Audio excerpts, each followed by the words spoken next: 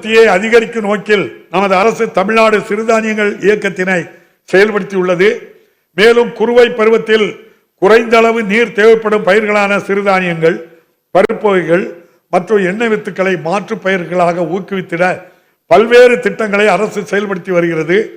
தன்னிறைவு மற்றும் பயிர் சுழற்சியை ஊக்குவிக்கும் முன் முயற்சிகளின் பலனாக பருப்பு வகைகள், எண்ணெய் வித்துகள், சிறுதானியங்கள் மற்றும் சிறு தோட்டக்கலை பயிர்களின் நிகர விதைப்பு பரப்பானது 2023 ஆண்டு 40,554 ஹெக்டேரில் இருந்து 2024 ஆண்டு 1,11,000 ஹெக்டேராக மும்மடங்கு உயர்ந்துள்ளது. மண்ணின் உயிர்த்தன்மையையும் மற்றும் வளத்தையும் பாதுகாக்க நமது மாண்புமிகு முதலமைச்சர் அவர்கள் 206 கோடி ரூபாய் நிதி ஒதுக்கீட்டில் மண்ணுயிர் காப்போம் திட்டத்தை அறிமுகப்படுத்தியுள்ளார்கள். மாநிலத்தில் உள்ள விவசாயிகள் மற்றும் பால் உற்பத்தியாளர்களின் வருவாயை அதிகரிக்கும் நோக்கத்துடன் விவசாயிகளிடமிருந்து கொள்முதல் செய்யப்படும் பசும்பால் மற்றும் எருமைப்பாலுக்கு லிட்டர் ஒன்றுக்கு 3 ரூபாய் ஊக்கத்தொகையாக உயர்த்தி இந்த அரசு வழங்கி வருகிறது. 2021 ஆண்டு முதல் நுகர்வோரின் நலனை பாதிக்காத வகையிலும் தமிழ்நாட்டின் சுமார் 4 லட்சம் பால் உற்பத்தியாளர்கள் பயனடையும் வகையிலும் பால் கொள்முதல் விலை 6 ரூபாயாக உயர்த்தப்பட்டுள்ளது. வேளாண் தேவைகளுக்கான நீர் ஆதாரங்களை உயர்த்தும் பொருட்டு கடந்த 3 ஆண்டுகளில் அரசு பல்வேறு திட்டங்களை செயல்படுத்தியுள்ளது.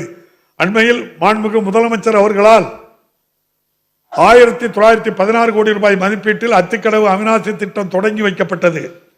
ஈரோடு, கோயம்புத்தூர் மற்றும் திருப்பூர் மாவட்டங்களில் உள்ள 24,468 ஏக்கர் நிலங்களுக்கு பயனளிக்கும் 1045 ஏரிகள் மற்றும் குளங்களுக்கு பவானி ஆற்றின் 1.5 டிஎம்சி உபரி நீரை பயன்படுத்துவதே இத்திட்டத்தின் முக்கிய நோக்கமாகும்.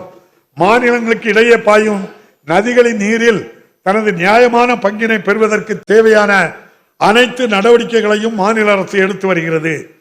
காவிரியின் குறுக்கே மேகதாது அணை கட்டப்படுவதை தடுப்பதற்கான அனைத்து முயற்சிகளையும் மாநில அரசு தொடர்ந்து மேற்கொள்ளும். மீனவர்களின் பாதுகாப்பிற்கு மிகுந்த முக்கியத்துவம் அளிப்பதுடன் மாநிலத்தின் பாரம்பரிய மீன்பிடி பகுதிகளில் மீனவர்களின் உரிமைகளை பாதுகாப்பதிலும் இந்த அரசு முழு முனைப்பு கொண்டுள்ளது. கடந்த 2021 ஆண்டு முதல் இலங்கை கடற்படையினால் கைது செய்யப்பட்ட 1219 மீனவர்களில் மாநில அரசின் அயராத முயற்சிகளின் பலனாக 1106 மீனவர்கள் விடுவிக்கப்பட்டு தமிழ்நாட்டிற்கு திரும்பியுள்ளனர்.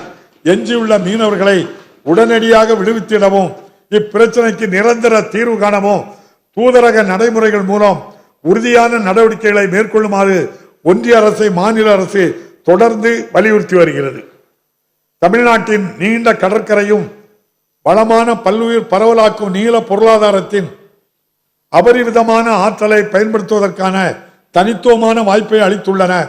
தமிழ்நாடு நெய்தல் மீட்சி இயக்கம் தமிழ்நாடு ஷோர் திட்டத்தின் கீழ் அடுத்த 5 ஆண்டுகளில் 1675 கோடி ரூபாய் செலவில் கடலோர பல்லுயிர் பெருக்கும், கடற்கரை பாதுகாப்பு, கடற்கரையோர சமூகங்களின் வாழ்வாதார மேம்பாடு, கடலோர பகுதிகளின் மாசு கட்டுப்பாடு ஆகியவற்றில் அரசு தொடர் கவனம் செலுத்தும்.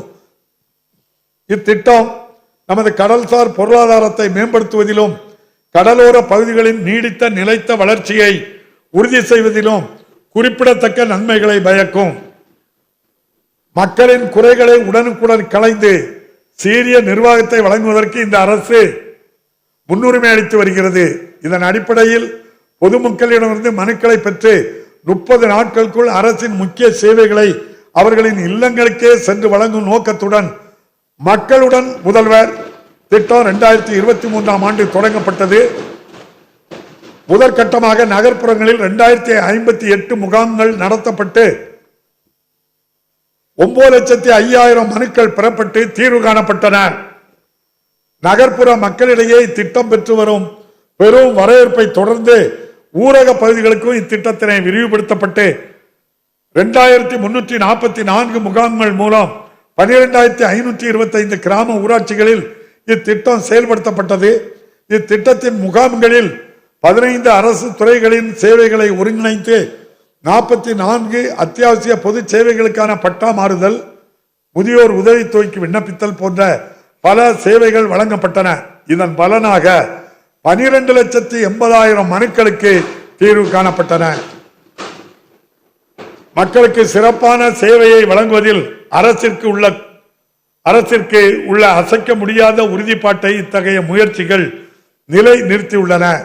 சட்டம் ஒழுங்கை பொறுத்தவரை சிறந்த முறையில் நிர்வகிக்கப்படும் மாநிலங்களில் ஒன்றாக தமிழ்நாடு திகழ்ந்து வருகிறது. போதைப் பொருட்களுக்கு எதிராக பாரபட்சமற்ற கடுமையான அணுகுமுறையை இந்த அரசு தொடர்ந்து கடைபிடித்து வருகிறது. தொடர் சோதனைகள், சிறப்பு போதைப் பொருள் எதிர்ப்பு இயக்கங்கள், விழிப்புணர்வு பிரச்சாரங்கள், மேம்படுத்தப்பட்ட எல்லை சோதனை சாவடிகள் போன்ற நடவடிக்கைகளின் மூலம் இந்த அச்சுறுத்தலை தடுக்க அனைத்து முயற்சிகளையும் அரசு மேற்கொண்டு வருகிறது.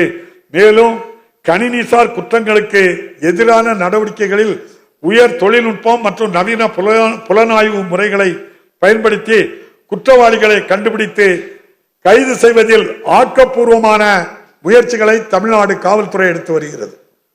மாநிலத்தின் அமைதி நிலவிடவும் பெண்களுக்கான பாதுகாப்பை உறுதி செய்யவும் அரசால் எடுக்கப்பட்டு வரும் தொடர் நடவடிக்கைகள் காரணமாக தமிழ்நாட்டில் பெண்கள் அதிக அளவில் பணிபுரியும் வாய்ப்பு ஏற்பட்டுள்ளது. இதன் விளைவாக தமிழ்நாட்டின் மொத்த பெண் பணியாளர்களில் 41% பெண்கள் தமிழ்நாட்டில் உள்ளனர் என்பது குறிப்பிடத்தக்கது. மேலும் நமது மாநிலத்தில் நிலவும் அமைதியான வளர்ச்சிக்கு உகந்த சூழலால் தமிழ்நாட்டை நோக்கி புதிய தொழில் முதலீடுகள் வந்த வண்ணம் உள்ளன. நமது மாண்புமிகு முதலமைச்சர் அவர்களின் சீரிய தலைமையின் கீழ் நமது மாநிலம் முதலீடுகளை ஈர்ப்பதில் பெரும் முன்னேற்றம் கண்டுள்ளது. சுமார் 11,500 வேலை வாய்ப்புகளை உருவாக்கக்கூடிய 7,500 கோடி ரூபாய்க்கும் மேலான முதலீடுகளை ஈர்த்து அண்மையில் மாண்புமிகு முதலமைச்சர் அவர்கள் மேற்கொண்ட அமெரிக்க பயணம் பெரும் வெற்றி அடைந்துள்ளது.